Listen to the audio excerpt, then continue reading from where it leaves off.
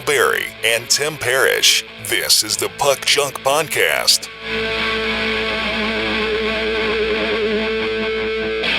Hello and welcome to the Puck Junk Hockey Podcast. I'm Sal Berry and with me is Tim Parish, and today we're going to talk hockey and hockey cards as usual. Tim, what's going on, man?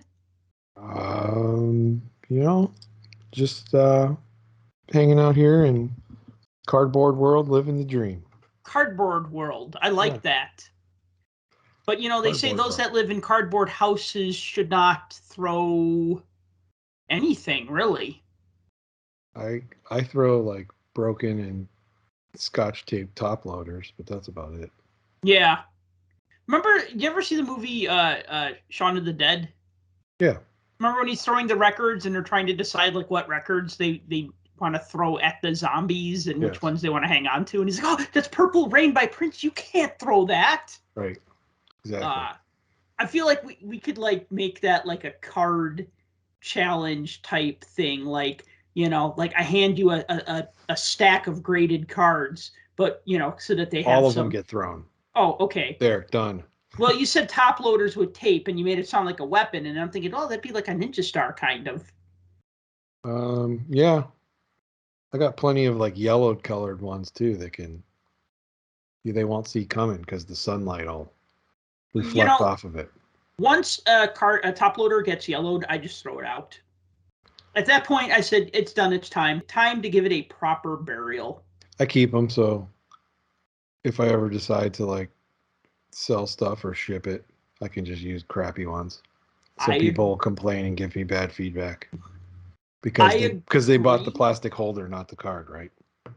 I agree, but it depends. Like, if it has some tape on it, I usually use it I send cards in it, and then it becomes somebody else's problem. Even though I did do a blog post about how to remove tape from top loaders, it takes time to rub the Goo Gone on it and wash it off and stuff. And sometimes you just look and go, all right, it's a top loader with tape. I'm going to send some cards to Tim. So here, I'll just use these top loaders. And they just kind of get passed around. You know what I mean? But like, if it's got I don't tape, like it, but I don't get bent out of shape about it like some people do. I mean, there's some folks out there that are like, oh, never use tape ever, ever, ever, ever. Which I agree, you don't need to. If you have like a team bag, you don't need to use tape. I agree. Unless you're going to put like extra tape on the team bag, but now we're just splitting hairs as far as what tape is good tape and what tape is bad tape. So I think we all agree that the blue painter's tape is the good tape. More or less. And that the Scotch tape is the bad tape. Yeah, I use it. I'm interested in those new things. Have you seen those new things? They're like caps to put on top loaders. There's a company that's making these like little sleeve cap things that go on the top of top loaders. They look kind of cool. Folks, if you can't see this because this is an audio podcast, but I am just rolling my eyes. Are you face palming? Hats for bats? Yes, it's hats for bats. Caps for cards, right? Well, whatever works. Like I said, I don't remember what they are. I'd have to look it up, but I remember seeing them, and they were like these little caps. I thought it was an interesting idea, but just to help seal the top so the stuff doesn't slide out, to avoid using tape. But then it's just another expense of stuff you have to buy. And you're giving it away if you sell the card. So it's like, are you going to increase your shipping and handling costs because you've added an extra 30 cents for this cap on top of your top loader? I don't know. It looked cool, though. Whatever. A couple shows back, I said how we are officially in the stupid era of card collecting because now we're having all these products that we don't need, like pre-cut cardboard pieces to sandwich your cards in, like when you ship them out, and like special cardboard mailers to ship your cards because maybe you don't want to use pre-cut cardboard. We're also getting some cool innovation.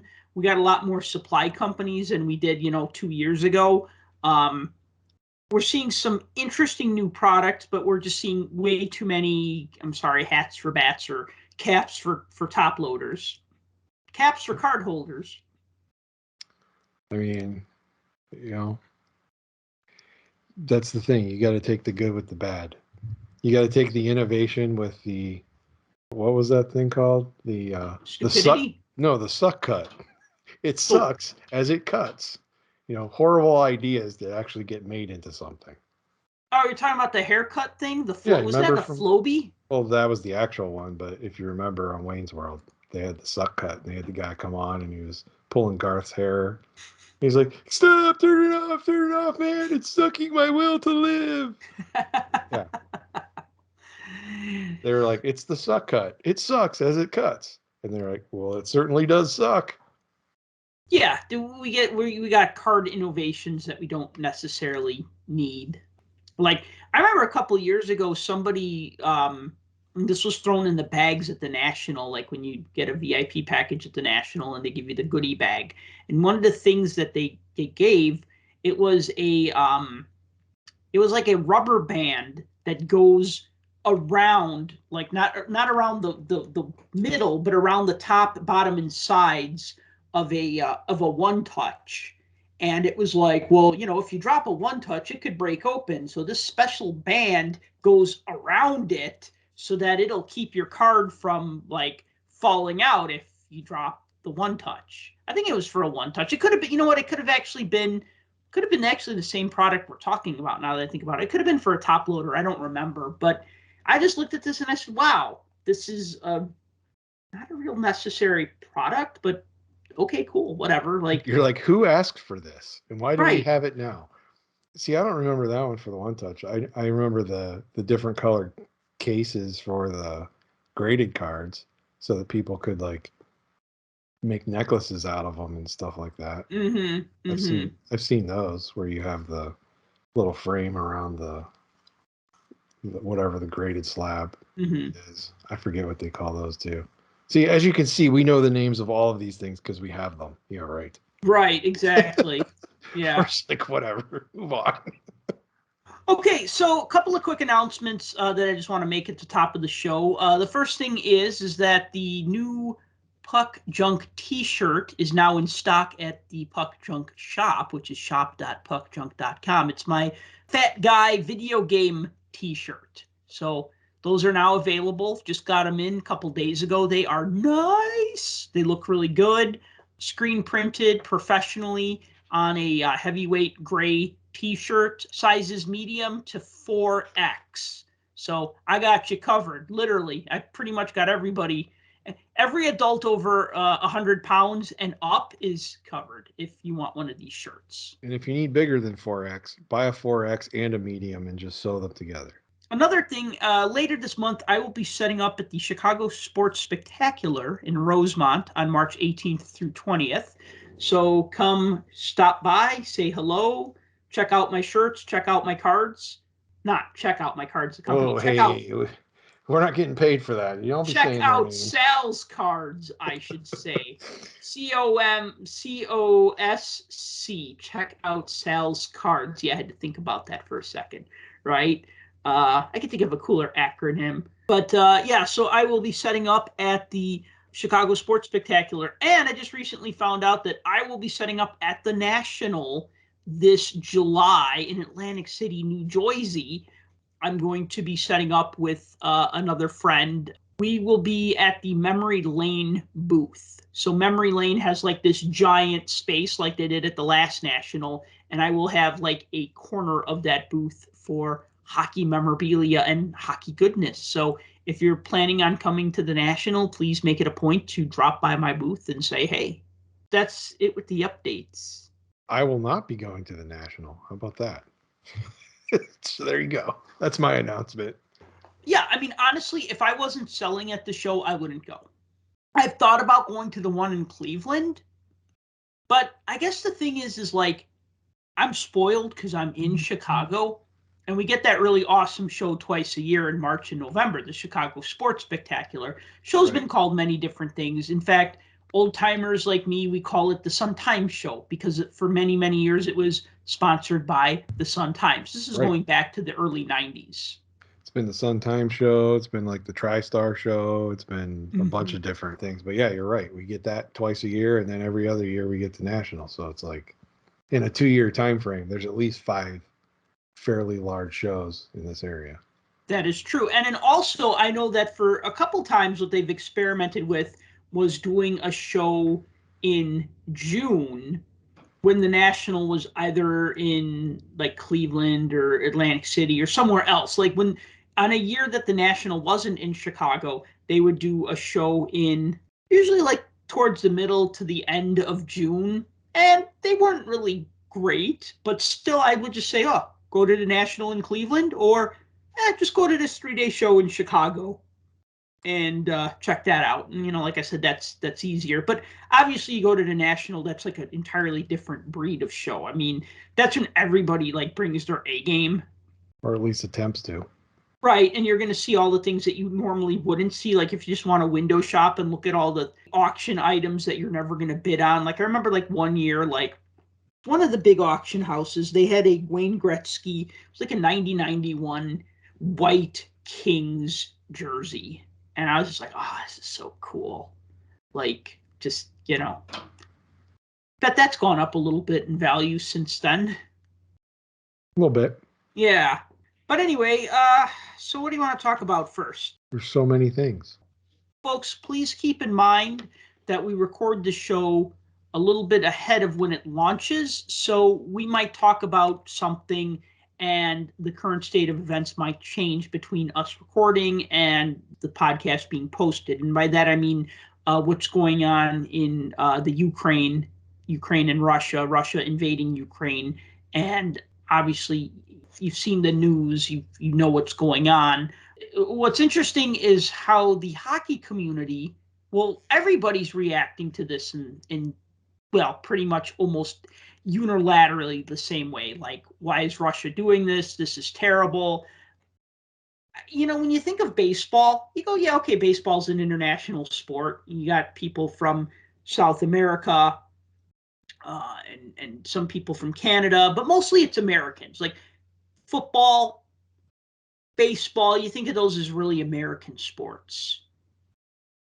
Hockey has really become an international game, even more so in the past 30 years. I mean, it used to be like other countries played hockey and like maybe Canada would go and, beat on them, in the tournaments until Russia started like doing their Red Army and their like professionals as amateurs type of stuff in like the 70s and the 80s. But I mean, really, it's like an international game now. So, I mean, of course, everybody has an opinion anyway, but I think what's just been really interesting over the past like 6-7 days is just how everybody in hockey is speaking up about this. I mean, everybody from Wayne Gretzky to Dominik Hasek to Jari Kurri to Ovechkin, like begrudgingly making an appearance in front of the media, which, obviously he's conflicted because his family is in Russia and you can't say any bad things and not then say, okay, are they going to be alive tomorrow? Or are they going to be thrown in prison? Or are they going to be killed because they spoke out against Putin? Everybody is speaking up about this. And this is what I've just found interesting. I know I keep using the word interesting, maybe because I can't find the right word or a better word. I mean, terrifying, terrible, heart-wrenching, depressing. I mean, all of these things go through my mind when I think about this. Yeah. So, Tim, what's on your mind?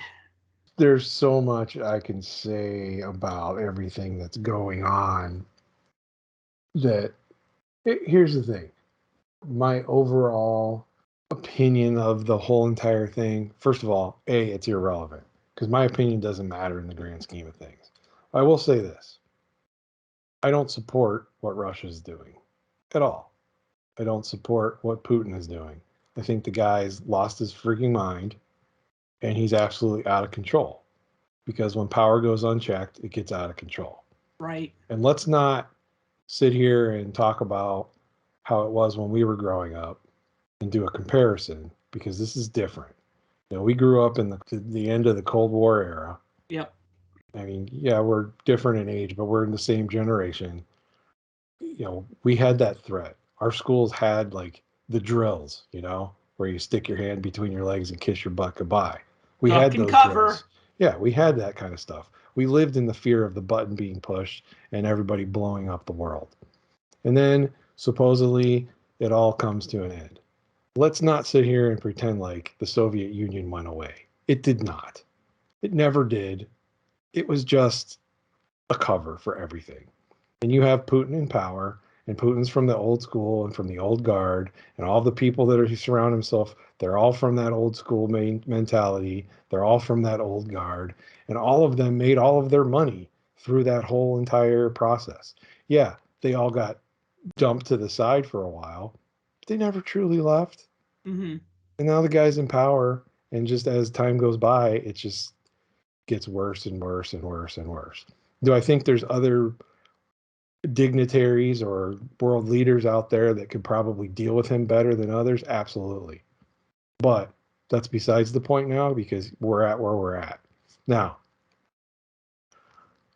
here's my take on this whole I have to have validated answers from athletes about politics.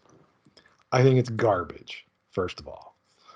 I understand that there's reporters and social media and people that feel like they need to find out every single person's opinion about everything so they can decide whether they're team A or team B. I get it. That's the world we live in. But there's absolutely zero reason why any athlete, hockey or otherwise, should be forced to give their opinions on things and what their social stance is on various aspects of the world. They can volunteer the information all they want. Great. I'm all for it. But to sit there and put the spotlight on somebody and throw microphones in their face and basically essentially accuse them of something or blame them for something is asinine to me. Here's the example, because we're talking about Ovechkin mainly, and this is where it was put. You have over time an opinion, not even so much an opinion, just a stance that has been given by some Russian athletes over the course of this whole entire thing, now and even going way back years ago, supporting the leader of their country and supporting their country. Ovechkin's had the target on his back since this whole thing happened, because last I checked, he still even has a photo of himself and Putin as his Instagram picture. Okay, fine, whatever. Malkin has spoken out. Not spoken out, but talked in the past about supporting his country and his leaders and everything else. Most recently last year, Panarin spoke out against some things that were going on, and what immediately happened after that. All of a sudden, Panarin disappeared for a while, did he not? He did. It's like he left the team, he was gone, incommunicado, nobody knew what the heck was going on, where he went. So it's like, you can't tell me for 1 second that these people don't live in fear every single day about their family and their friends and everybody else that they left behind back in that country. Malkin defected. I think a lot of people forget that when Malkin got drafted, he couldn't come here. He had to defect. They had to sneak him out of Russia to get him here. And that was in the mid-2000s. Yeah, I was going to say, I thought we were past that. Yeah, this isn't the late 80s, early 90s when we had to pull the Russian 5 and secretly get him out. No, this is the mid-2000s when they had to pull Malkin and secretly get him out of the country. So he had to defect to get here. So when people basically say, well, Alex Ovechkin, you support Putin, and look at what a monster he is. You have to remember that Alex Ovechkin was like the Sidney Crosby of Russia. He was bred to be a hockey player from the time he was a little tiny kid. And something to keep in mind is, going back to when he was that tiny kid, Putin was still around. Putin had power. He was involved with all of that kind of stuff, especially with sports, because he loves hockey. And any of those programs, those national programs, those training programs, everything else, he's more than aware of them, and he knows about them. He knew Ovechkin's family. He knew Ovechkin from the time he was a little tiny kid, and he would come around and he's talked to him, and they've known each other for a very, very, very long time. So it's not like this is a relationship of, I support Putin because I believe in his politics and I agree that we should invade countries and do all this other stuff. This is more of a matter of, I have a relationship with this guy that I've had from back when I was a kid. So I know him more as a friend, quote unquote, friend type person. than I know him as a political leader and all of that kind of stuff. So it's unfair, I think, for people to do that. Now, again, I understand why they do it, but you can't for 1 second expect these people to come out and say, I condemn everything that my president has done and blah, blah, blah. They're not from here. They don't have the same rules as here. And you can guarantee that there's going to be repercussions. You know, we had a president that wasn't very popular, and every waking moment of every waking day, people complained and complained and complained and complained. Well, guess what? We live in the United States. You have that right. In Russia, they don't really have that right. Everything's monitored. They can't go out and just say whatever they want. They can try. There might be repercussions, regardless of what those might be. I mean, I don't know if they still have the gulag or Siberian work camps and stuff, but maybe they do. And who knows what would happen. Now, again, I'm not saying we're at the severity that it was back when the Soviet Union was at its highest power, but I don't see, I definitely, let's put it this, I definitely see the parallel. And, you know, throwing that in the face of athletes and basically putting, almost without saying it, putting the blame on them too, and saying that, you know, all these deaths and things are on their heads too. That's a bunch of garbage. I don't know anybody who's specifically said that sort of thing. Like, no, nobody has specifically said it, but that's the stance that others take, and they see these things and they jump off this. Oh, I see it all day long. I think what I'm seeing is people are like basically saying, if you're Alex Ovechkin and you're not condemning Putin, then you are supporting him, right? It's that whole black and white thing, or that like you said, camp A or camp B. There's no. I don't we don't live in that space. That's the thing. There is no black and white. Everything's in the gray. And if you are black and white, then chances are you're one of the people that everybody else is like, look at that right-wing crazy person. Look at that left-wing crazy person. But see, here's the thing though. People don't want that shade of gray. They want black or white because it's easy for them to say, okay, this is what you support and I don't like you, or this is what you support and I like you, right? Yeah, but you can't live that way, and you can't have absolutes like that, especially in a case like this where you're not taking into account all the other circumstances that are involved. And for the fact that he sat there in front of the microphone and he said what he said, like, I don't want war. I don't want to see war. I hope this ends. You know, that kind of stuff. What do you want the guy to say? I mean, seriously.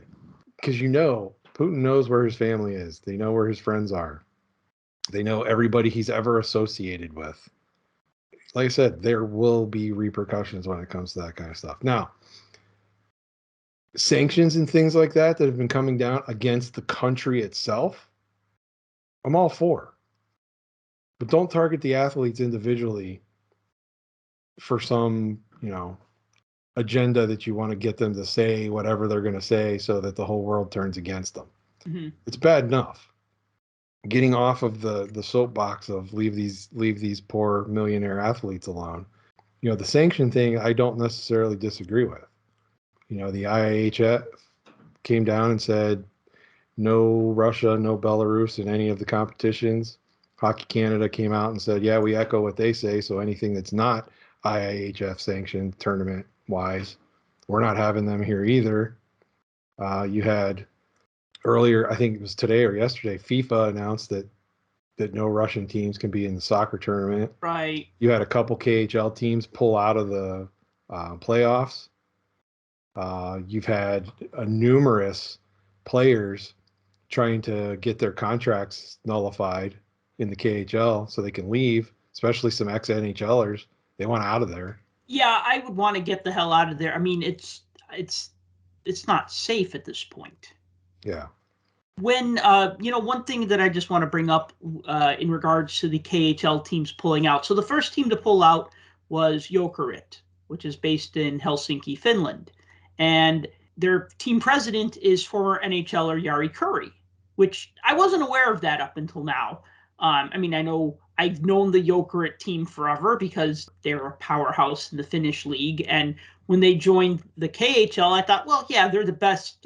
Even if they're not always the champion in the Finnish league, I mean, that's like that's basically like their Maple Leafs, if you will. I mean, that's a prominent team. So, anyways, Yari Curry said, and I'm just going to read a part of his quote. He said, "My position on the end of the season was clear right on Thursday morning. However, in accordance with KHL policies, I had to have discussions with the league. That is why we are unfortunately only able to report this now."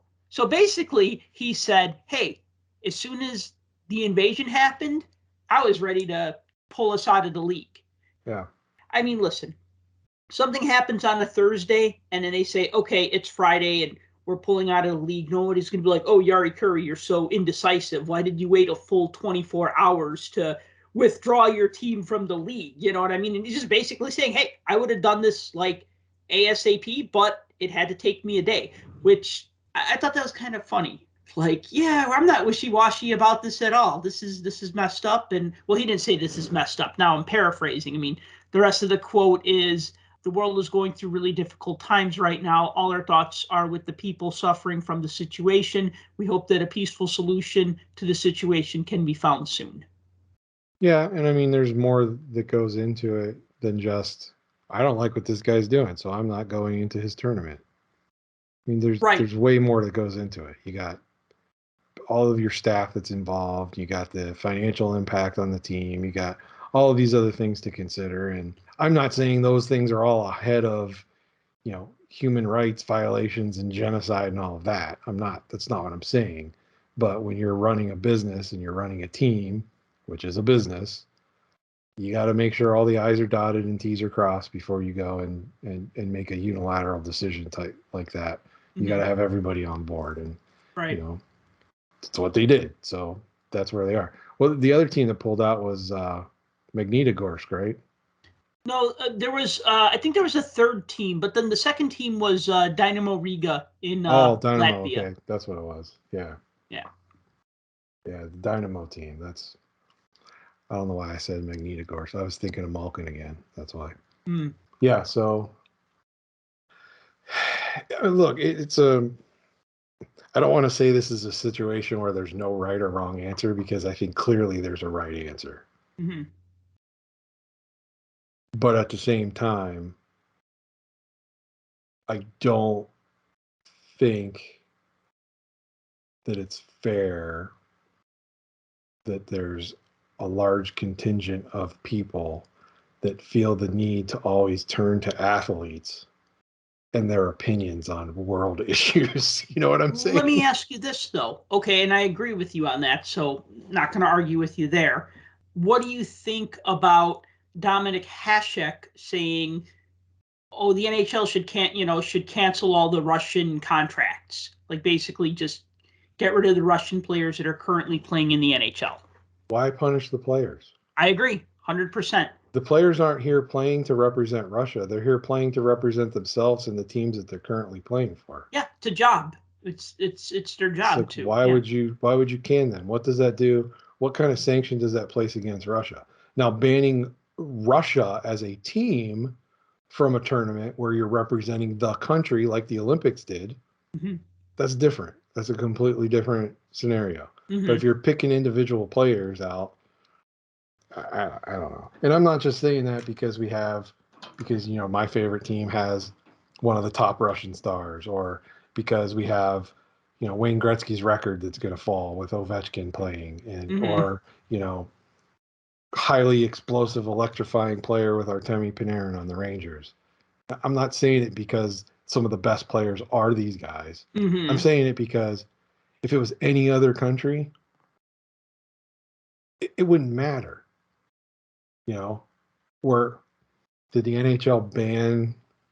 I mean, I don't know if this is a bad example or not, but did the NHL ban the United States players when the U.S. went into Iraq the last time around, searching for weapons of mass destruction?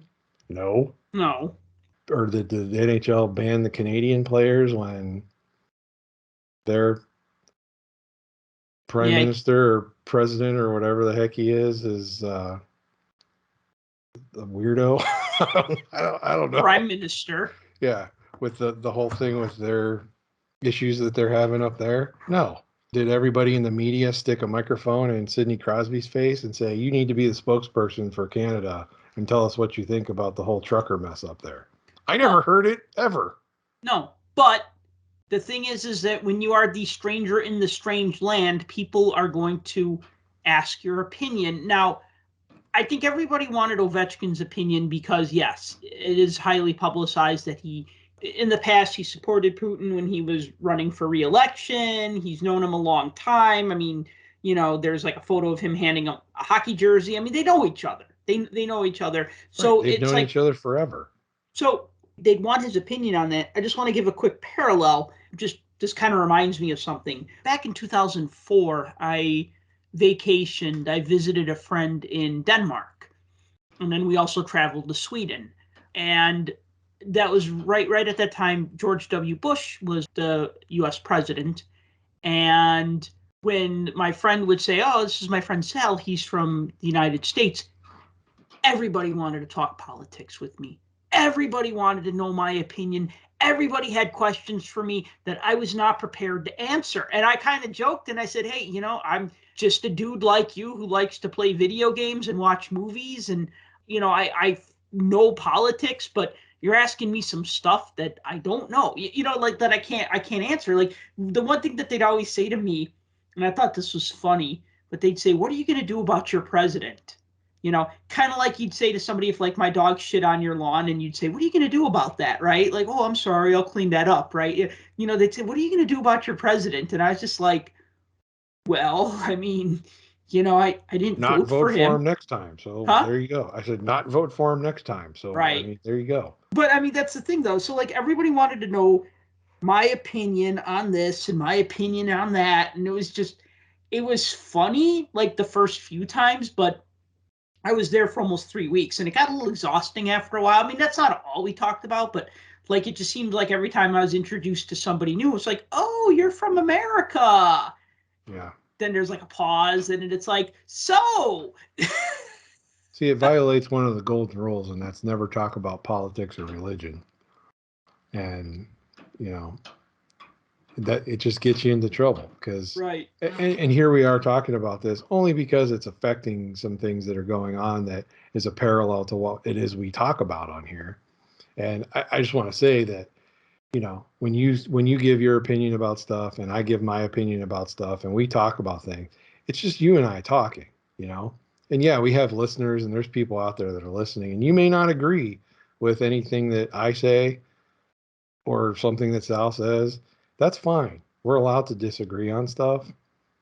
And I hope none of that, like, you hear this first, 10, 15 minutes of us discussing this stuff and you're just like, I'm turning this crap off. These guys are too political or whatever. That's not what this is about. This is merely just trying to comment on kind of something that's going on and how it's affecting, the sport that we love.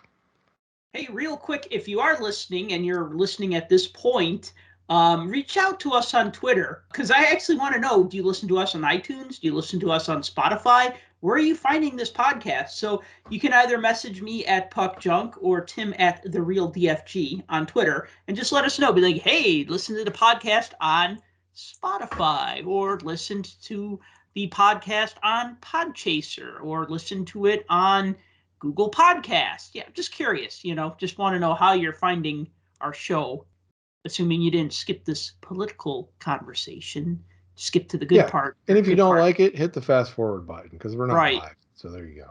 Right, we're not offended. So Stadium Series, you want to talk Stadium Series?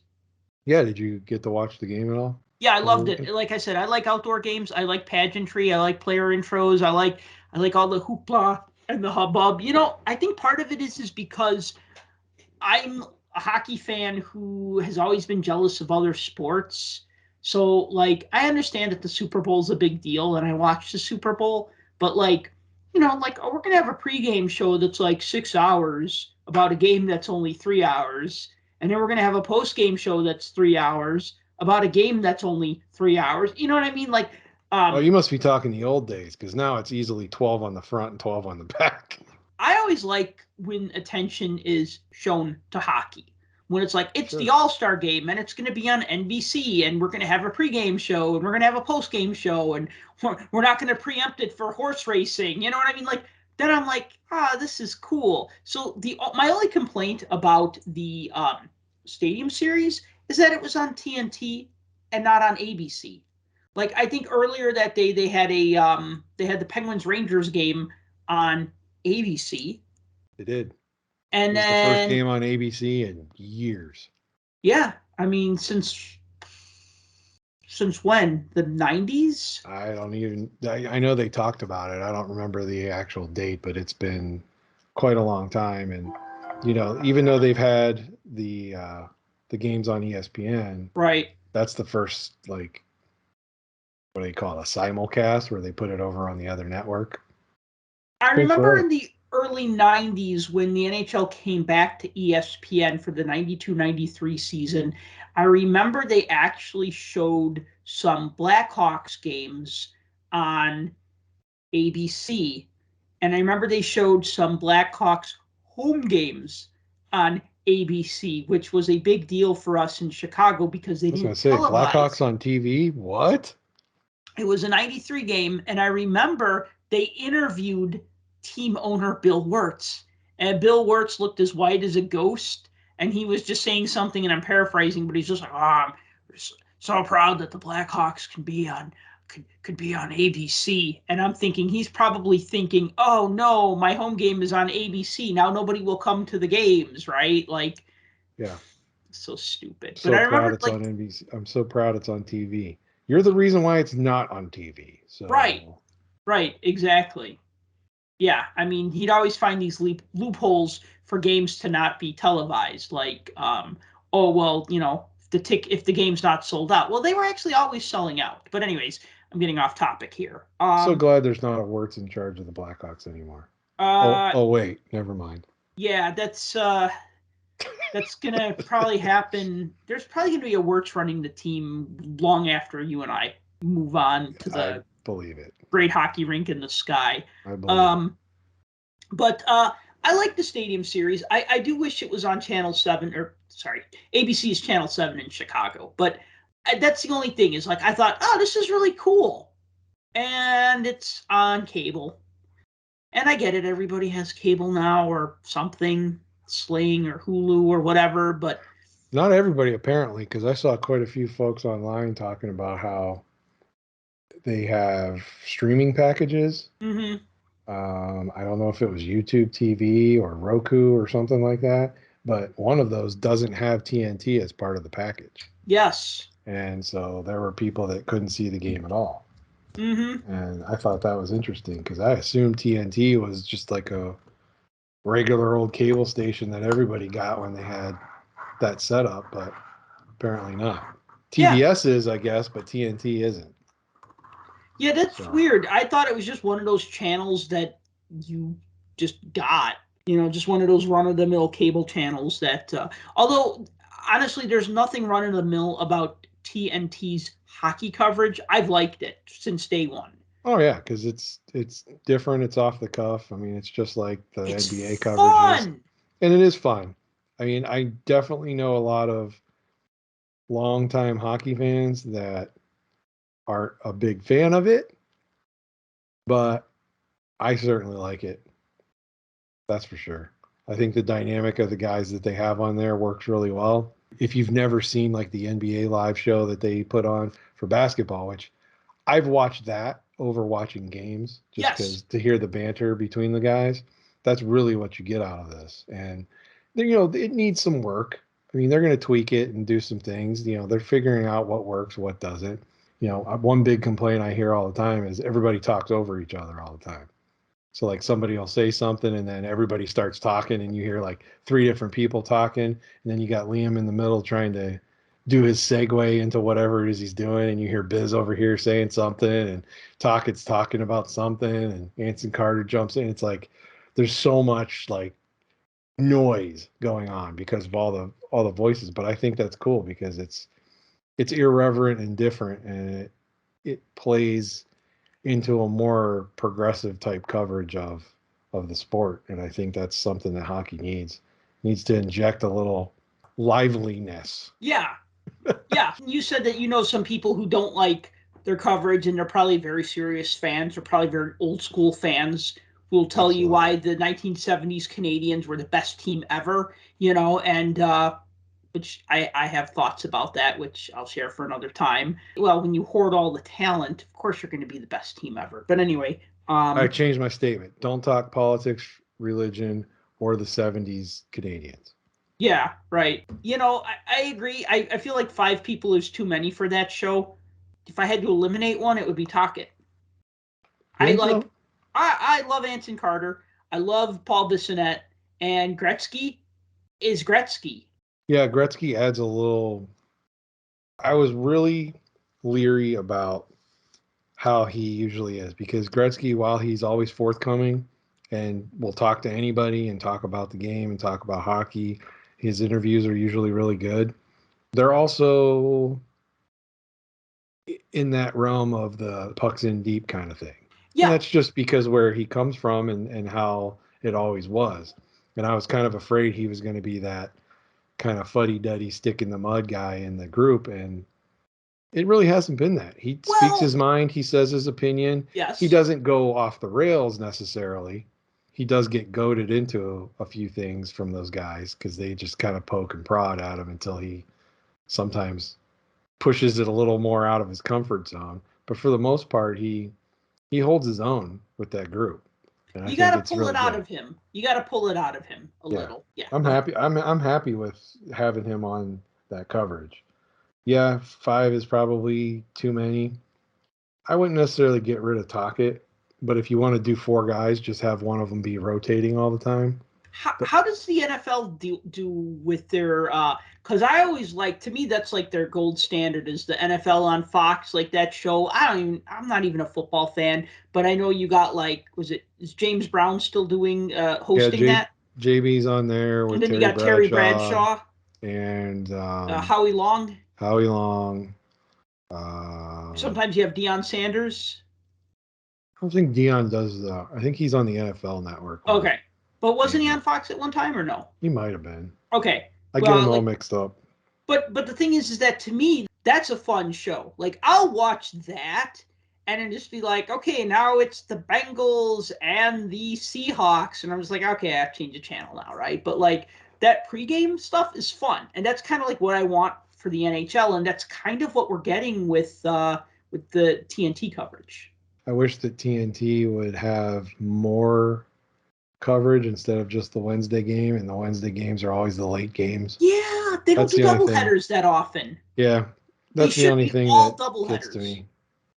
East Coast, we have the unfortunate situation of having Central Time. I can't imagine having the Eastern Time as well, because then it'd be even later. Mm-hmm. But that's just a nitpicky thing. But the coverage so far has been really good.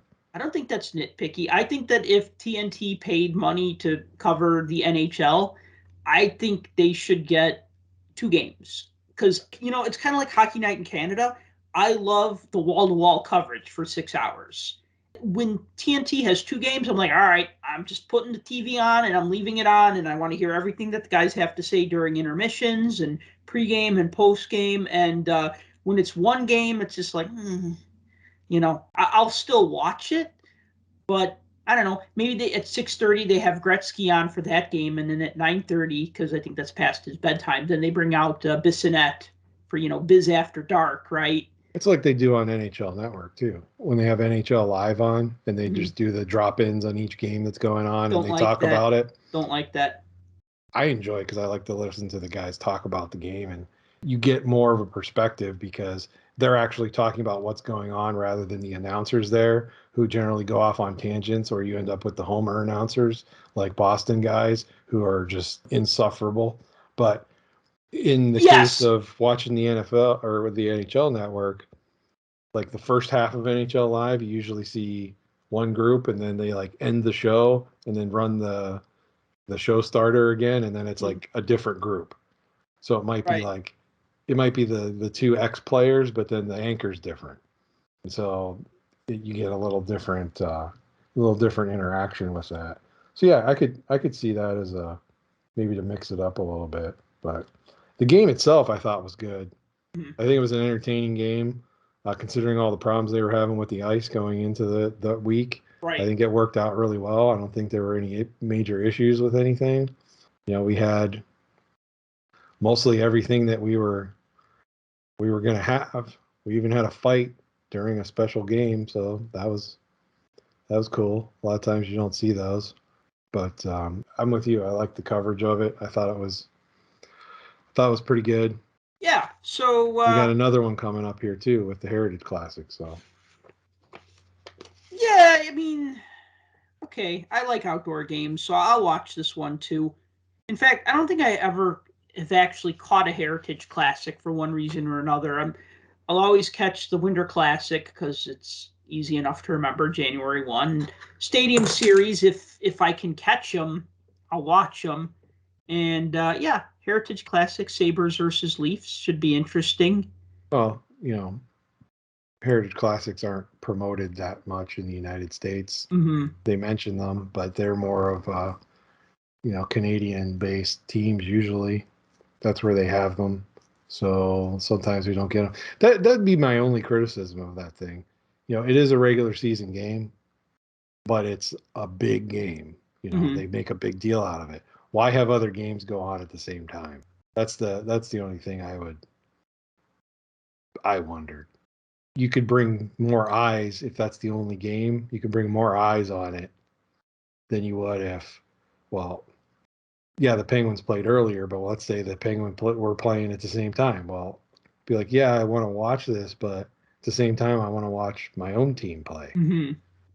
If there was no other option, I could see that. But I get it. It's a regular season game. It's not like something outside the ordinary where it's going to be by itself. They still have to go through the schedule the way they do. But it'd be nice if they could isolate it as its own thing.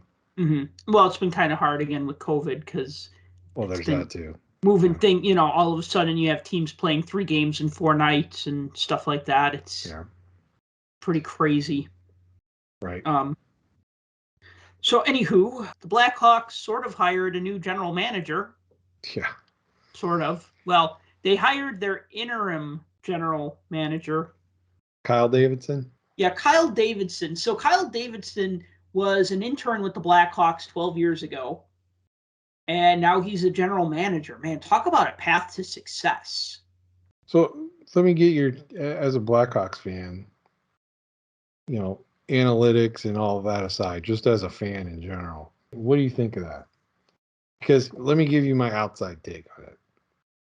Knowing everything that's been going on with the Blackhawks organization and how they're supposedly focusing on change and doing things different and all this other kind of stuff, you have this interim GM that was put in position. Yeah, he's a guy that's been with the organization for a long time and understands the plan of the younger Wirtz and what he wants to accomplish with this retooling, rebuilding, whatever it is you want to call it. You got this guy in an interim position that you thought, well, he's good enough to point into that job in the temporary, and you spend all this time and resource on trying to find a guy, come up with a whole team that's developed of ex-players and everything else to figure out who the right guy is and interview everybody under the sun, including people outside hockey. Right. To then just turn around and be like, well, we interviewed 100 people, but the best one is this guy we put in there temporarily. So we're just going to keep him. That, to me, I was kind of shocked by that. So I'm reminded of a story. I think it was a poem that I remember from grammar school. And it was I don't know if it was a poem or if it was a children's storybook, but it was about this kid having a dream about. Did it involve an old lady in a shoe? No, I know that one. But it was this kid having a dream about having the perfect parents, and then he realizes that in his dream it was the parents that he had all along. And me being the kid of divorced parents and not having that picturesque storybook childhood that everybody likes to think that the 50s and 60s was, which it was before my time, but even as a kid I was just well, this is bullshit. Although I was a kid, so I didn't say BS. I probably said, well, this is stupid, right? And it was the parents that I had all along, right? So it was just like we went out looking for the perfect GM, but we had him all along. Hug, love, happy, right? You know? Yeah, I see the parallel. Yes. So it was just like, okay. And then the other thing, I made a joke on Twitter today that I don't think anybody liked, so maybe I'm going to just leave the comedy writing to the comedy writers. But I said hiring your interim GM to be your GM is like marrying your cousin. I mean, you didn't go that far. I mean, all right, this is why it's effing ridiculous. Because the Blackhawks were like painful in their oversharing of information about, the Blackhawks have completed interviewing Peter Chiarelli for a job as general manager, and our search continues and we'll keep you updated. And here, look, we made this nice graphic for Twitter with this paragraph of text that's centered on a white background with a red border and an Indian head logo at the top. They're like trying to be like above the board, like we give a shit, right? Like, unrelated to this, I think the only people that wanted to see Peter Chiarelli win the job are people that hate the Blackhawks and wanted to see them destroyed. Well, okay, I'm just using him as an example because that no, was but like, he's one they interviewed, so yeah, I know, and he was the name that I recognized the most from that list. I mean, they even interviewed the assistant GM of the Cubs. Yeah, so talk about going outside the box, which is okay. I like that. Look, I got nothing against Kyle Davidson. He's like way more qualified to be a GM than I am, although I am second in my fantasy hockey league right now, but a distant second. But still, second is something. I mean, that gives you at least qualification to be assistant GM. Or assistant to the GM. Yeah, that works too. More coffee, Mr. Davidson? So here's my thoughts. A couple of things. The Blackhawks made a big deal about their GM search, where they were talking about their panel with Marian Hossa and Patrick Sharp, Eddie Olczyk. Correct. Okay, so I was right. Hossa, Sharp, and Olczyk. Okay, that's a really smart group right there. You got a Hall of Famer. You got a ex-college guy who had an awesome career in Patrick Sharp. And then you have Olczyk, who, I don't know if he went to college because he got drafted right out of high school and played in the NHL a long-ass time and then became a coach and then became, like, I'm going to say the most popular hockey analyst in America. I mean, Well, that's the thing. He's got the relationship with the Hawks, being with the organization for so long. He knows everything there is to know about the organization. I mean, other than putting Pat Foley there, who else would you put? I mean, right. So, I mean, that's the thing. So, like, these were some smart people here that they put on this committee. And then they just go with the guy that they had all along. Oh, but actually, before I even get to that conclusion, so they put together this panel of experts. They have their town hall meeting, which blew up in their faces thanks to Rocky Wirtz, which is like, wow,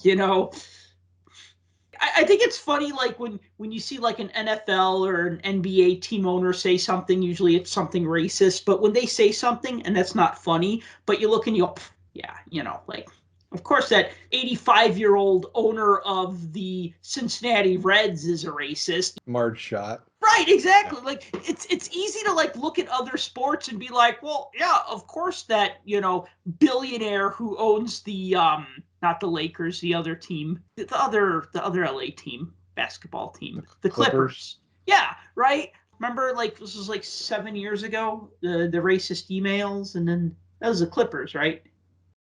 I vaguely remember that. Yeah. Well, anyway, so I guess what I'm saying is like to see a hockey owner just like have like a terrible moment like that. It seems like something you'd expect to see in another sport. You're not necessarily wrong there. That's right. Sure. But anyway, so they get this panel together. They make this big deal. They over-publicize every step in their process. And then they end up with the guy that they had all along. So I'm a little disappointed in that because it's like they were trying to build this up to like be something. And okay, maybe they did go. This could be a couple of things. Maybe they're like an NFL team and they're just pretending to interview these other people, but they really have the person picked all along, but they're just kind of going through the motions. Or maybe they needed that reassurance, like, hey, we have this guy and he's pretty good, but let's talk to some other people so that if we keep him, at least we know where he's on point, or, oh no, we should really get somebody else. I could kind of understand that. This is an important job. Right. But to say I'm disappointed, yeah, I mean, I know that sounds really mean. It's almost like you come up to the corner and there's the old lady waiting to cross the street, so you put your arm around her to help her across the street. Meanwhile, as you're shouting, "Hey, everybody, look at me! I'm helping this lady!" That's really what I break that down to. It's like you overly publicize you're doing all this stuff and then just turn around and end it like you do. Well, your analogy is perfect because maybe about from around 2016, right around the last Stanley Cup win, and then a couple years after that, the Blackhawks had these ad campaigns that were pretty much just like that, where they would send a couple Blackhawks to a children's hospital, and then they would send a camera crew, and then they would use that as their commercial. They had another one where it was a retirement home, and they were playing floor hockey. And then they brought Pat Foley to do play-by-play for their floor hockey game. And then they brought their anthem singer, their current anthem singer, to do the anthem before their floor hockey game. And then they did another one where Corey Crawford went to visit this autistic child or something who was a really big fan of his, right? So they would do these commercials. And my joke was the Chicago Blackhawks sent 4 players to a children's hospital and 6 camera crews to film the whole thing, because that's Right. just what it felt like. And then it would always end with for tickets, call 1-800. We did a nice thing, buy some tickets. Makes you wonder if there's a producer off camera. They're like, okay, we're gonna shoot this again, but little kid, can you look more sick and hurt? Yeah. And it's like, does this better? Yeah. Oh my God, you made the perfect little sad eyes. Yeah, that's kind of what it's like. It's like, look at me, I'm doing something good. Right. Not just I'm doing something good, whatever. So the Blackhawks be we're going to change the culture by hiring the guy that already works for the team. Well, okay, he had nothing to do with all that BS from 12 years ago. He was an intern back then, but I'm just not seeing it. It's like the great John Bon Jovi once said, it's all the same, only the names have changed. Yeah. It's how I feel. It's all the same. It's all the same, and the names are the same. Oh, yeah, that too. Yeah. I feel like we always talk about the Blackhawks, and we always talk about bad things. But they make it too easy to not point out the fact that they're doing weird things that don't make sense. I'd like to say that we also talk about other teams too. I mean, Yeah, we we tend do. to talk about the Blackhawks and the Penguins because that's in our respective wheelhouses. We do, but it just seems like it's just one thing after another with them lately. I mean, I honestly hope things get better. Just because I don't want to hear it anymore, to be honest with you. I agree. Can we talk hockey cards? Yes, please. All right, cool. So Nhcd National Hockey Card Day happened over the weekend, this past Saturday. I went to a couple of shops. I got some packs. I know I said, I don't like the design, the stripy, whatever. But you know what? It's a good set. I like the National Hockey Card Day. Again, whenever attention is put on hockey or hockey collecting, that makes me happy. You know what I mean? I know for years there was free comic book day. And then there was baseball card day sponsored by Topps. So I think it's great that there's a National Hockey Card Day. The inserts were pretty tough pulls this year.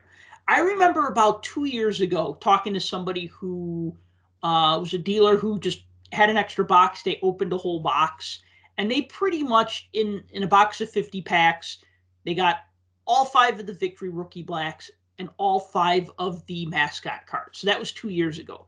Last year, they were slightly tougher pulls. Maybe you'd get 2 or 3 of each in a box of 50. This year, you'd get about 2 or 3 of each in a box of 50. So, yeah, from what I saw last year, most of the boxes that were allotted to the hobby shops pulled 2 mascot cards. Yep. And it was 1 black. Yeah, it's going to vary a little bit, obviously, but I remember in 2020, I remember looking on eBay, everybody was selling all 5 Victory Rookie Blacks as a set. Everybody was selling all 5 mascot cards as a set. Now, yeah, there were people selling singles, but like it seemed like they were easy enough to pull. It's just a matter of Upper Deck fine-tuning that. Easy for everybody but me, because this was the first year I ever pulled a Victory Black. Yeah. Ever. Out of any packs. And we ended up with a Mort Snyder from Detroit. Okay. Victory. And I noticed it was numbered V18. So I'm guessing there's, 20 of these? No, there were 5 Are there? in the U.S. and 5 in Canada. Huh. I wonder why it's numbered 18. Unless they're continuing the Continuing from a previous different year's year. set. Yeah, that could be. Yeah, that could be it. You'll see that sometime. Actually, that kind of annoys me. I know Upper Deck did that when they had those draft cards that looked like 90-91 Upper Deck. Oh, yeah. But it came out over multiple years, not to be confused with the ones that were, I think, inserted in SP Authentic, which makes it even more confusing because, now you have these cards that use a retro design that are found in different sets, and you have some that are like continuations of other ones, and I don't know. But anyway, we looked at that, remember, at one of the shows? I think you were set up at one of the shows, and I was looking at something there, and we were trying to figure out what the difference was between one and the other. And we figured out that really the only difference was, other than the fact that at the bottom on the back it was printed what set it came from, was the font. Like the font they used for the number was different than what it was on each one. But other than that, they looked almost identical. Right. Which is silly for, I can understand it if there's similar sets by different manufacturers, but we got the same manufacturer here. So anyways, no complaints here. I'm glad Upper Deck did National Hockey Card Day. I hope they continue to do it. Crazy to think that this has been happening in the U.S. for I think this is the 10th year now. Yeah, I know you don't like the design of them, but I like the design. I like those stripes. I think it looks cool. It's different, and I like that. I thought the checklist was very interesting. I still can't get over the fact that they threw Sean McEachern in there. And I talked about that on our last show, but I ended up with 3. McEachern was a good American player. He was. He was on the 92 Olympic team. I think we ended up with actually 3 full sets. And I also had a stack of dupes that I have, if you can believe this, 1, 2, 3, 4. I'm looking at them right now. I have 5 separate trades I'm already making. Excellent. With people that reached out saying, hey, do you have this one? Do you have this one? Do you have this one? I'm like, yep, here we go. So, but other than 2 cards, I'm officially tapped out of doubles now.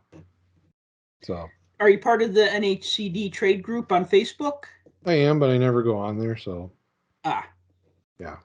And like I said, since I'm down to 2 cards that I have doubles of, I think it's Spencer Knight and Adam Deadmarsh are the only 2 dupes that I still have left. Yeah, you're gonna die with those 2, but okay. Probably. Maybe not Knight, but that's fine. I think I have a Deadmarsh page in my binders, and Spencer Knight, maybe one day I'll have a page. So now let me ask you this. How did you feel seeing a card of Marc-Andre Fleury in a Blackhawks jersey? Well, I mean, I liked it because I wanted to see something new that showed him in his current uniform. So I thought that was good. I was glad they did that. And it didn't bother me in the least. Wasn't like seeing Yager in a Rangers jersey? No. Actually, I didn't mind Yager on the Rangers. It's when he came back and was on Philly. That's what bothered me. Oh, yeah. Well, you had Yager in Philly, and I had Chelios in Detroit, so. Yeah. Chelly was in Detroit a lot longer than Yager was in Philly, that's for sure. Yeah, and he accomplished more in Detroit than all the guys and draft picks that he got traded for did in, the sum of their careers. Yeah.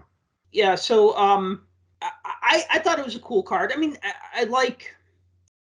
Yeah, again, I do get it. You're right about that. It kind of reminded me a little bit of thinking back to 90-91 when that year was the first year other than an airbrushed O-Pee-Chee card or an outlier like that Gretzky card where he's holding up the Kings jersey, where you'd be like, oh, cool, it's a card of a player, it's Dale Howardchuk and he's on the Sabres, or it's Dennis Savard and he's on the Canadiens, you know what I mean? Or it's Ron Francis and he's on the Penguins, right? Like it was cool to get those cards like mid-season, you know? So it was neat to see that Philip Grubauer card and the Marc-Andre Fleury card.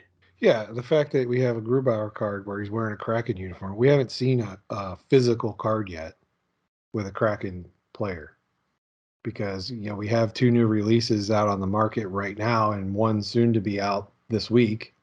But yeah, none of it has Kraken in it. And to see a set to come out that's a specialized set for a certain day that are giveaway cards that are also new, but to have everybody in their current uniforms across the board, I thought that was really cool, because you got to think, how long ago did these have to go in production to have them ready to go by that date, especially considering the delays and everything else. I mean, you figure this had to be a while. I don't think this is something they just threw together in the last month and said, here, go print these, and so we can have them ready to go. So National Hockey Card Day. Yeah. No, I mean they're going to plan that out ahead of time. Yeah, Right. So to have those guys in their current uniforms for a kind of like a one-off thing like that was nice to have, since we don't have it in the other products yet. Right. 15-16, the Cup Connor McDavid RPA sold for $144,000. Yep, highest number on a modern hockey card thus far for an RPA. Remember, these are the Cup RPAs, so these aren't like game used jerseys. Right. So, but still, it's Connor McDavid. So yeah, it's an interesting tidbit. Well, you can add the other tidbit too. It was sold by PWCC.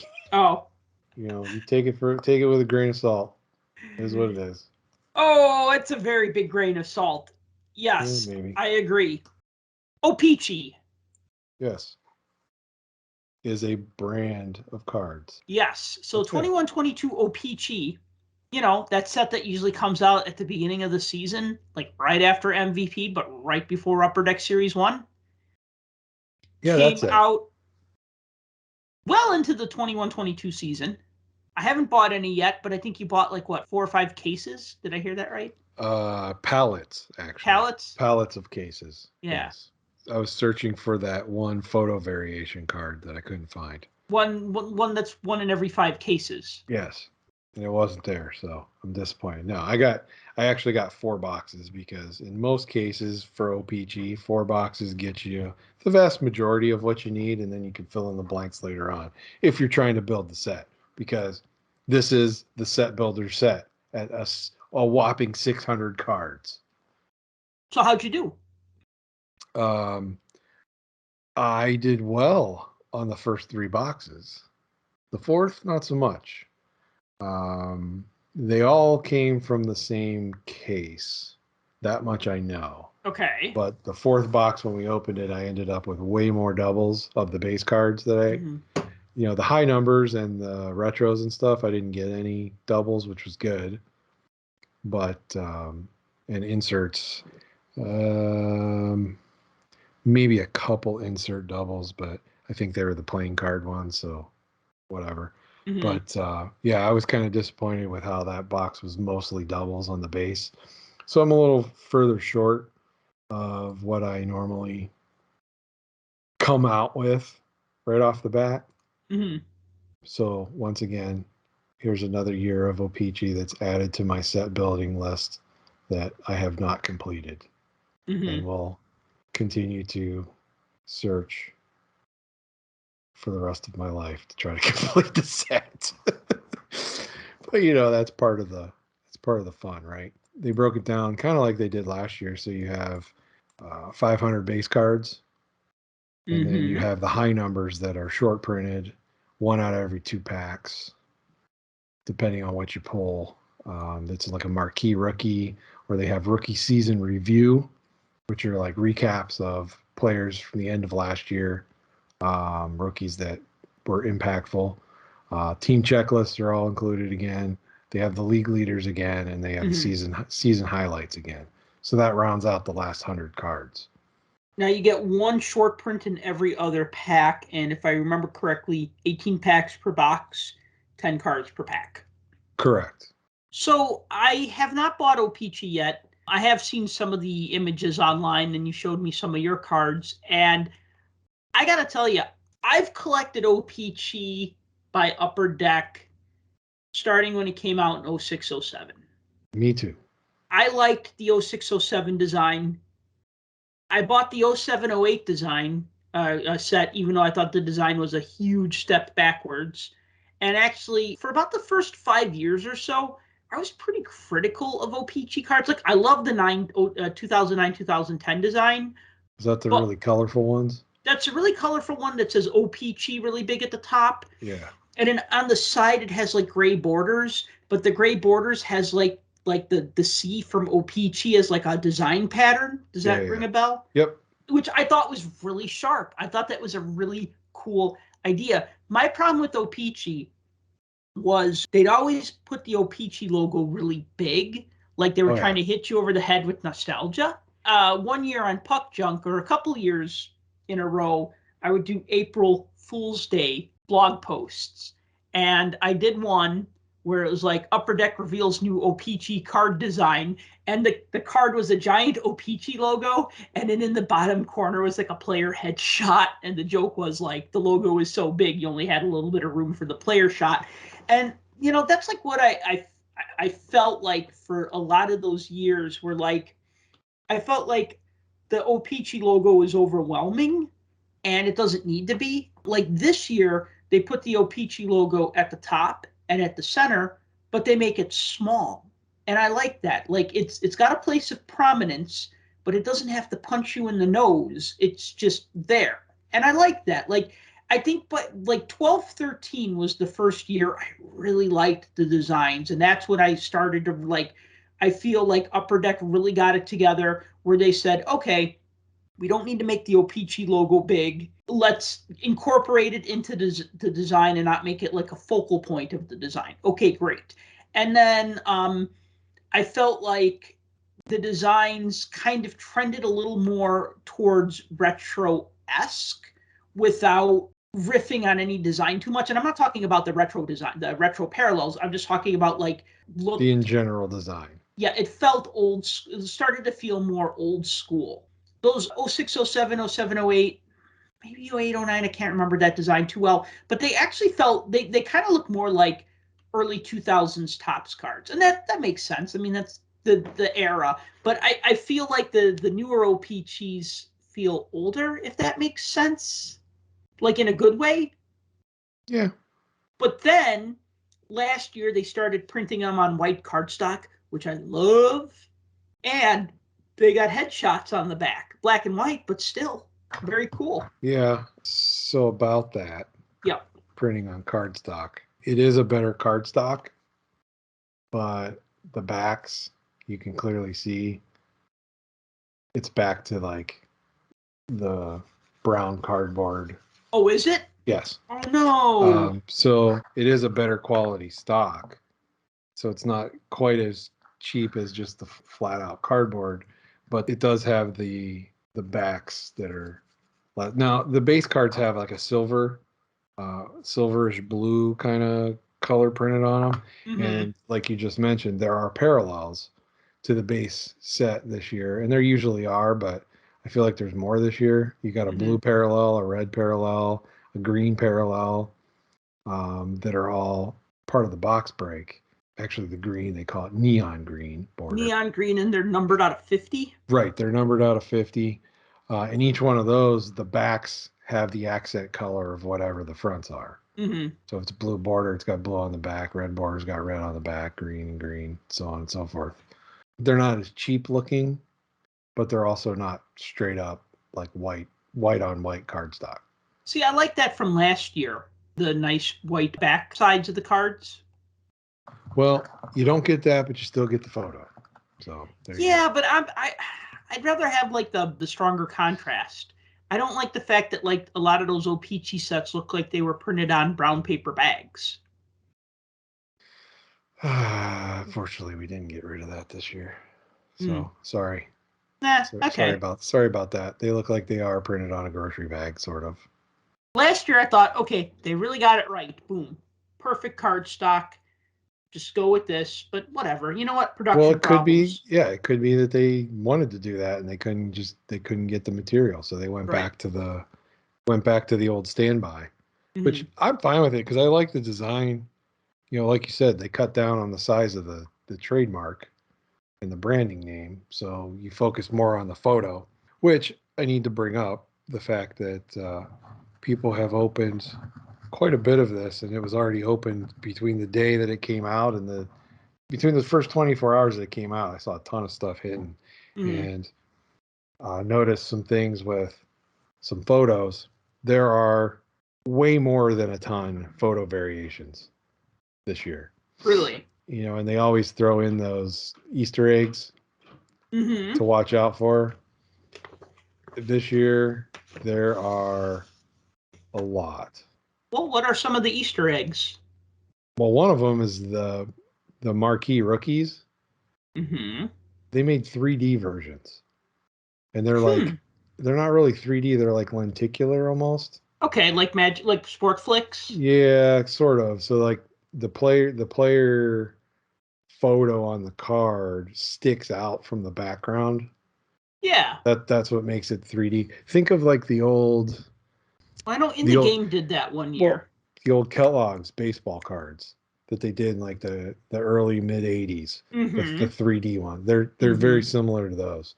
So there were those, and I don't think those were announced. So they made the regular rookies. I think there's I want to say like maybe 10 of them, 8 or 10 of them. And then there are additional ones that are redemptions. Mhm. So in the boxes, they put in like a redemption card that's also 3D, and it'll have a number of whatever the redemption is corresponding to it.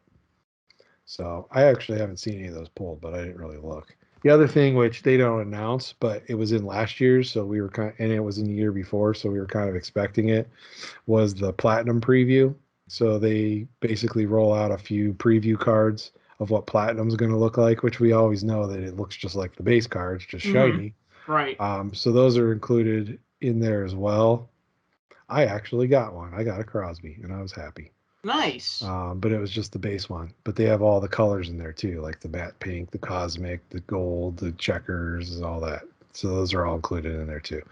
So the tall boys are back, which are they mimic what a tall boy card would be, but essentially it's the same height as a normal card. It's just skinny. Mhm. Well, they made full size ones, so it's the tall boy design, but it's the same size as a regular card. So it's just the size of a regular. Okay. Yeah. Yeah, Wow. but so it's the regular size card, but it's the tall boy design. Mhm. So if you're opening a box, watch out for that because it's easy to just mix in with the rest of your stuff. Just like okay, whatever. It is different.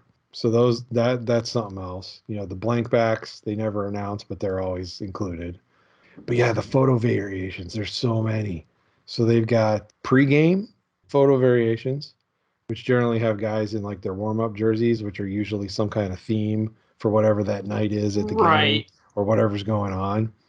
So there's pregame ones, there's postgame ones, which I've seen quite a few of those players doing something after the game. A lot of it's like signing autographs in the tunnel or handing somebody a puck through the crowd or doing something of that Mhm. nature or a celebration or something like that. There's what was I black and white versions. Essentially, instead of color, it's black and white. The tricky one is the headshot card. So what they did is essentially take a normal photo and they zoomed in like real close to the head. So instead of having the mostly full body shot like most of the cards are, where they're usually from the knees up, this is like from the letters up. So almost like the retro parallels that just have like the close up. Yeah, but it's going to be like that on the regular card rather than the other design. That's a tricky one because there's a lot of regular cards that the photo looks zoomed in, but it's Mhm. not because that's the regular photo. You have to be on the lookout for those. And as more and more of them are discovered, you'll find checklists of them that are living, breathing organisms online where you can go and kind of see if what you pulled is what it's supposed to look like or if it's one of the special ones. Because the other things they have jerseys. So there'll be a card where it shows a guy in the regular jersey just like the rest of them, and then you'll all of a sudden find the same card and he's wearing a white jersey instead, or a green jersey or whatever, where it's different. So there's those photo variations. I even think they had, and I don't know if they have one of these for a lot of the players, but I think I've even seen a couple where they're calling them signing variations, where it shows a player like signing autographs, and it's like supposed to be like a whole run of photo variations like that. I think I've only seen one of those thus far, but there's a lot. Like I said, there's a lot of different things in here to look for. So it isn't just like, oh, rip a bunch of base card. Oh, wait, there's no hits. Oh, this stuff sucks. Well, it's not for hits. It's not autograph driven. It's not memorabilia driven. Right. It's set builder driven and, just for the fun of it. And it was a lot of fun to bust through all this. Let me ask you a question. So if every other pack has a short print, yes, do the packs that didn't have a short print, did they have an insert? Pretty much. So pretty much you got 18 special cards per box, either 9 short prints and 9 other cards. Does that sound about right? Yeah, between everything that's in there, because you're going to get, blue parallels, you're going to get red parallels, you have a shot at the green parallels, which are numbered. You're going to get the black retros that are numbered out of 100, which, by the way, have green backs to them, which really look interesting. And I did notice that the numbering on them, the stamp numbering that they have, for player cards, it's on the bottom, and for team cards, it's on the top. So anyway, that's neither here nor there. So you have all of those differences. Plus you have the playing cards that are included. And you have the tall boys. So there's a lot of stuff that you can get out of there. And not that there aren't any hits, because there are, but they're much more rare. They brought back the manufactured trophy patches and the team patches again, which even though they don't sell for a lot of times on the secondary market, people still seem to like them because they look cool, especially in a collection. If you're doing a player collection or something, they look really nice. But they're not embroidered; they're screened. Yeah, screen printed. The trophy cards are screen printed, and I think some of the other patch cards for the teams are also that. And again, previous years, those patches were actually patches. Mm-hmm. The trophy cards, I think, have always been more or less looking like they're screen printed. Mm-hmm. But some of the patch cards were actually patches. I think this year they're all like that. And again, I think that goes back to the supply chain thing about not being able to get it. Kind of like when we had Styrene Gate with the mailbox numbers. With chronology and all that back when that happened. But yeah, those are a little harder pulls. I got 2 of the trophies. One of them was I think we had the Pasternak with the Richard trophy, and we ended up with Dominic Hasek Hart trophy one, which the Hart trophy ones are a little more rare, supposedly harder to find. I think they're like one out of 1,600 or something, or something like that, some huge number. You're gonna get a lot of extra stuff that's not just a base card. Let's put it that way. Which makes it fun. It's more interesting. Yeah, I agree. I always kind of go back and forth on this. Like there's like that perfect balance of too many inserts and parallels. I always feel like Upper Deck does a few too many parallels. And I think that like sometimes I get frustrated when there's too many inserts because it's like, okay, I really want to finish the base set, but you put in all these extra cards, so now I have to buy another box. I get the idea is to make you buy another box, but it's like if you are buying, let's say you're buying a bag of Hershey's Kisses, right? And they're chocolate, right? Because you want to eat chocolate. But 1 out of every 5 was a vanilla one. If you got a vanilla one, you'd be like, oh, that's kind of a nice change of pace. But if you bought a bag of chocolates or a box of chocolates and like every 4th one was not chocolate, you'd be kind of annoyed. You'd be like, okay, I don't need this one. I don't need this one. I don't need this one. You know what I mean? Like, don't think you're going to be overwhelmed necessarily with the parallels. Like I said, there's a balance, right? Like if it's not overwhelming, it's fun. When you're like, too many, a red parallel and a yellow parallel and a green parallel and a blue parallel and yeah, like with those colors this year, the blues are 1 out of 3, so you're going to get like 6 in a box. Right. The reds are 1 out of a box, so you're only going to get 1. Right. And the greens are numbered out of 50, so you may not get any in a box. You may not get any in 3 boxes. Yeah, so it's not too overwhelming when it comes to that. And O-Pee-Chee for years has always had, you've always had the retro parallels. Right. And those are usually 1 per pack or 1 every other pack.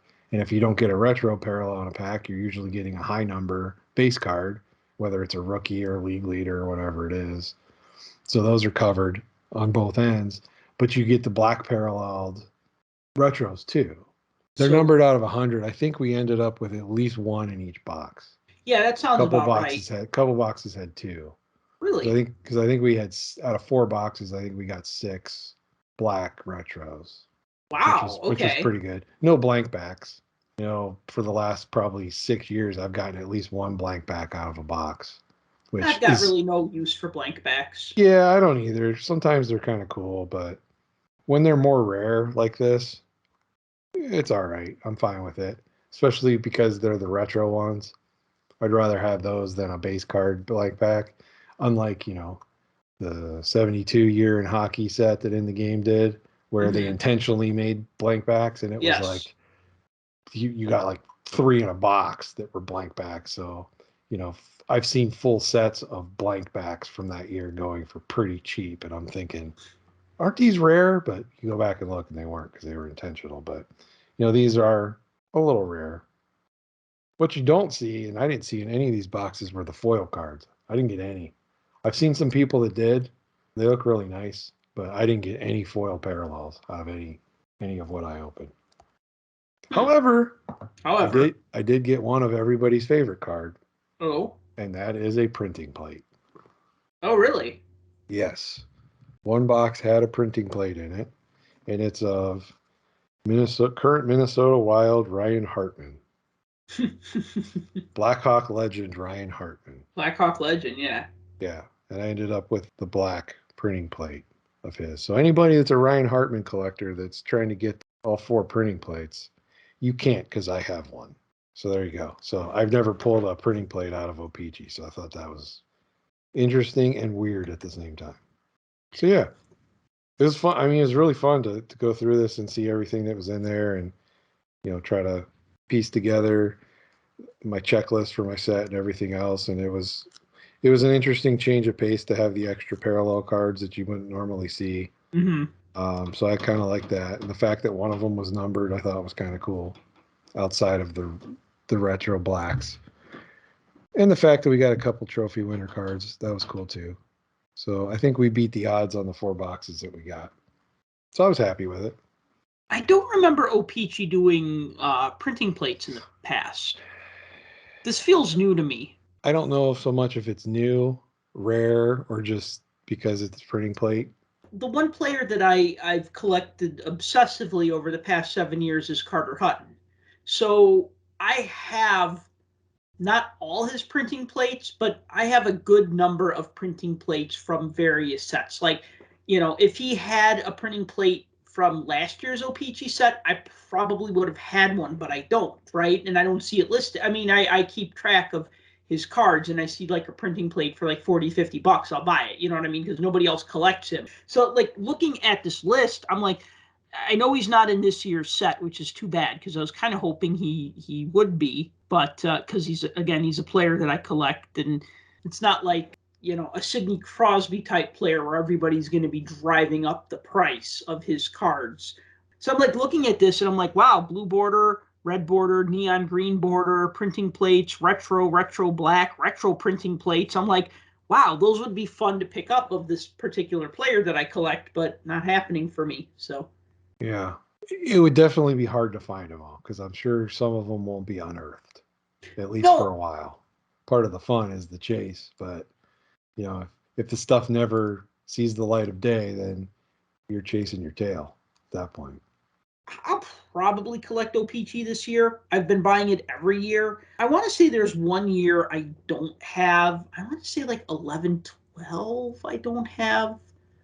I know I have 9, 10. I have 06, 07 complete, 07, 08 complete, and I bought like a crazy amount of 07, 08. Stop 08, bragging. 09. Well, I don't know. Fooling his money, right? And then the next couple of years, I think I have complete sets. And then 12, 13 was the year I went crazy and bought a case. And then after that, I've kind of just been like, I'll buy a base set and then I'll try to just get the rest of the cards, like through, the short prints through trades and whatnot. But that's slow going as usual. Well, for the player collectors and the team collectors, there's a lot to go after in this set because of all those photo variations. Oh, I know the other thing I was going to point out.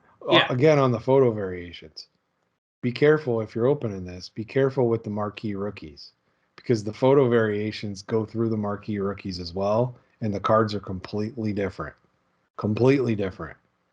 So, whereas you might have like a close-up headshot of a player and it's a headshot variation, it's not labeled as a Marquee Rookie anymore.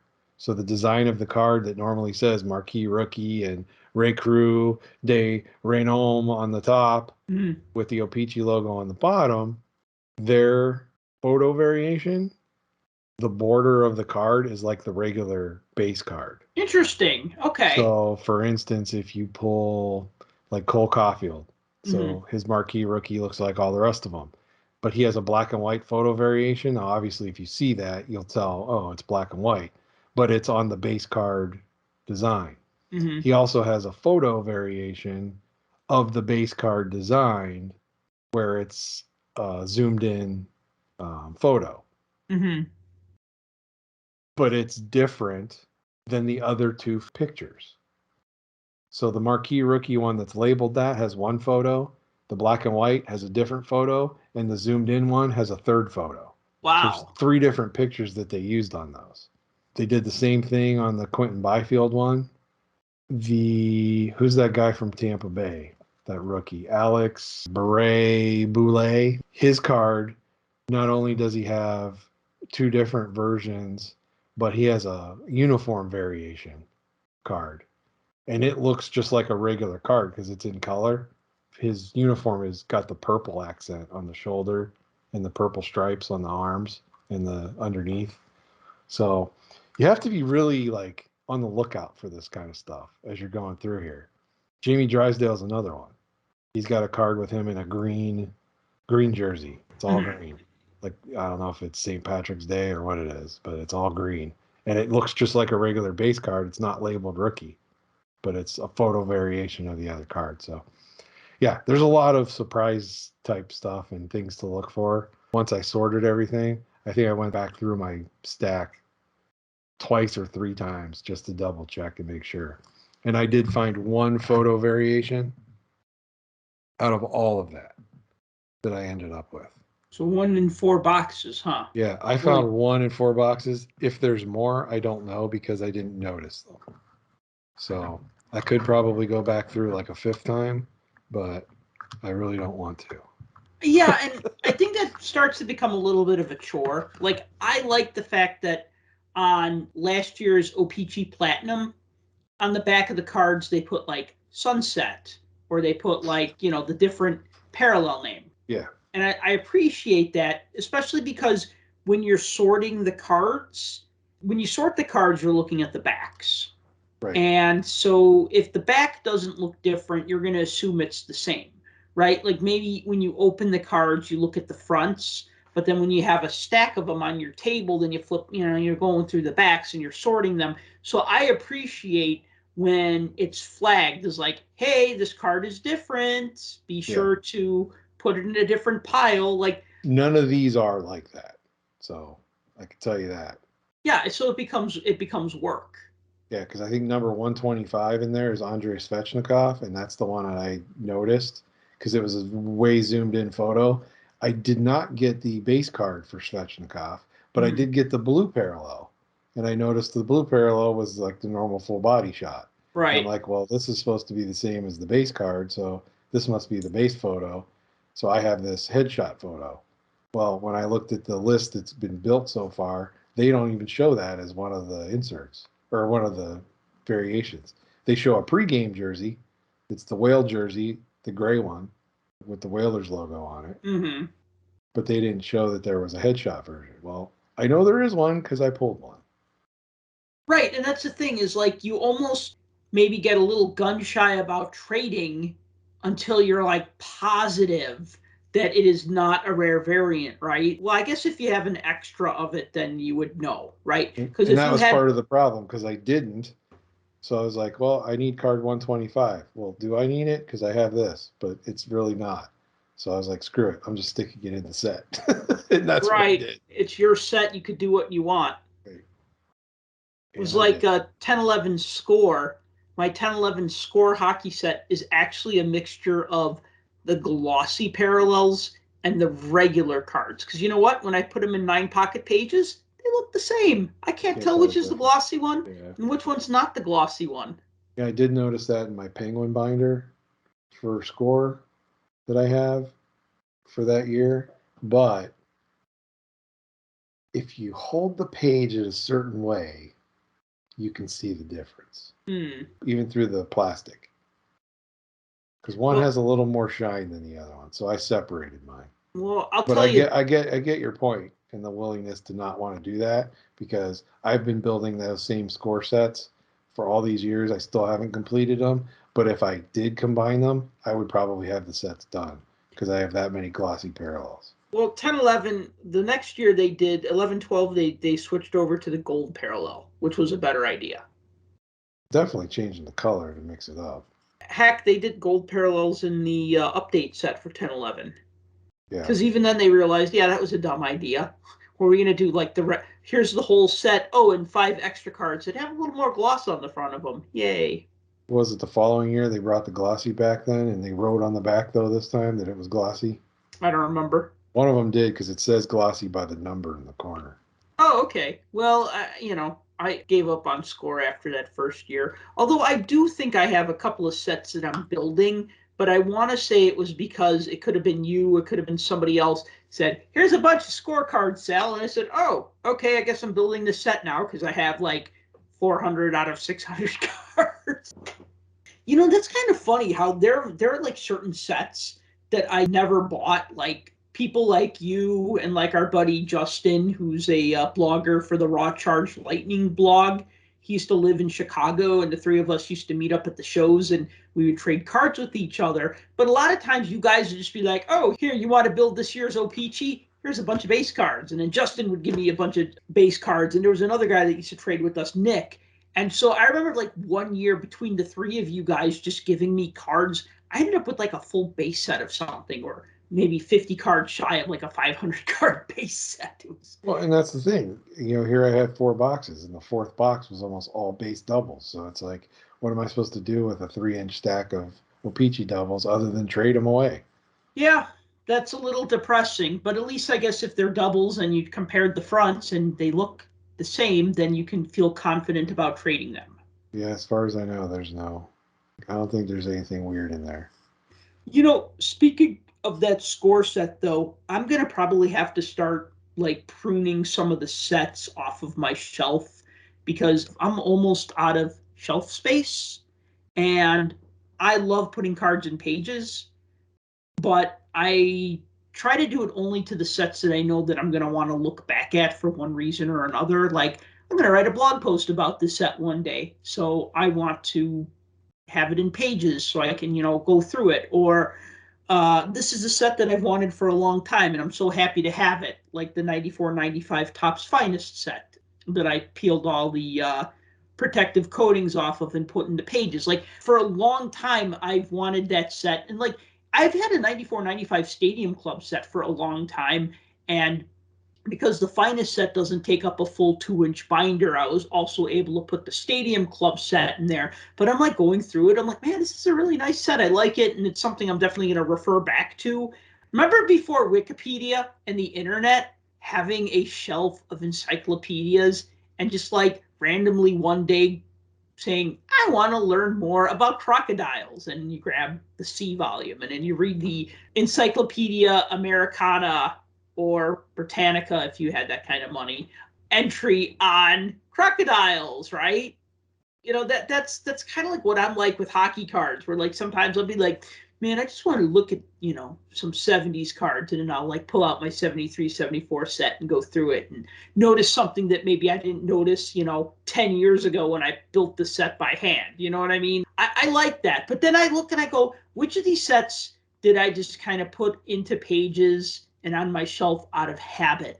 And I feel like a lot of those 2010, 11, 11, 12, 12, 13 Panini sets are probably going to get taken out of the pages and put in the boxes and put in the closet and not really looked at for a while. Is that because you're trying to save on pages? No, I could buy. Or you just want to replace it with a better, more quality, usable set? That's exactly it. Like, I love the 91, 92 score hockey sets. You know, they were the American had like the purple border, and then the Canadian had like the blue or the red borders. And I have a complete 660 card 91, 92 Canadian set, but it's the English only version, which took me a while to track down and not pay, you know, $30 for shipping from Canada. I think I bought it from a US seller.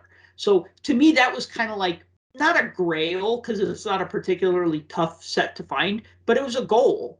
And I want to put that in pages, but I just don't have the room for it now. You know what I mean? Yeah. Or like I have a complete 94, 95 Pinnacle set. And it's an ugly set, but it's got the Patrick Kane card. But I actually kind of want to put that set into pages because I finally finished it. And, you know, so like there are like certain sets. I have like a 98, 99 collector's choice set that's complete, and I want to put it in pages, but I just don't have the room for it. I'd rather go through that and look at that than like, you know, a 10, 11 Donruss set. Sorry, but it's true. Oh, that's fine. No, It's I mean, funny, you know, but it's when funny you brought have, up those encyclopedias, though, because my grandparents used to have a set of world books yes, when I was a kid that were really, really old. And I would always look through them as I was sitting there as a kid. I just remember the in C, it had listed the civil rights movement, and it called it "A Change is on the Horizon," and there was like a paragraph this big. So that tells you how old those encyclopedias were. Wow. Yeah. So pretty old stuff. Yeah, that's funny. But so you yeah, are the encyclopedia of hockey cards, so. well, that's kind of what I wanted my collection to look like when I show the pictures of like all my card binders on the shelf, all neat with like spine labels and stuff. Of course, I could look online and find an image of the card, but you know, 10 years ago you couldn't. I mean, Trading Card DB is a wonderful, wonderful resource. If you don't know that website, you should have it bookmarked. You should register for it. It's a great site. But it's cool to just grab a book off the shelf and start looking at it. I mean, that gives me joy. And I mean, you know, we collect the way we want to collect, and we enjoy our collections the way we want to enjoy them. And I think there's something great about that. Everybody, you know, there's no wrong way. Yeah, I agree. We say it all the time. Collect what you like and collect how you like. So if you want to put all your cards in binders, do it. If you want to put all your cards in top loaders with Scotch tape on top, do it. If you want to get your cards graded, do it. I'm not going to do it, but feel free. Anything else you want to add before we call this one a show? I don't want to use that term, don't sleep on O-Pee-Chee, but if you want a really fun set and it's accessible to you wherever you're at, do it. Highly recommend. I recommend it too, even though I don't have it yet. I've been a fan of it every year, so I don't see why I wouldn't be a fan of it this year. Definitely something I'm going to probably buy. Maybe buy a base set and build the rest. Who knows? But either way, like I said, I've really enjoyed O-Pee-Chee for almost the past 10 years now. I've really been a fan of it. So yeah, go for it. Do it. All right. Well, thank you for listening to the Puck Junk Hockey Podcast. If you happen to listen to this show on Apple iTunes or Apple Podcasts, please leave this show a review. Give us a rating if you can, and please give us a review. If you have any feedback about this show, hit us up on Twitter. I'm at Puck Junk. Tim is at The Real DFG. And until next time, collect what you like. For more hockey goodness, follow us on Twitter at Puck Junk.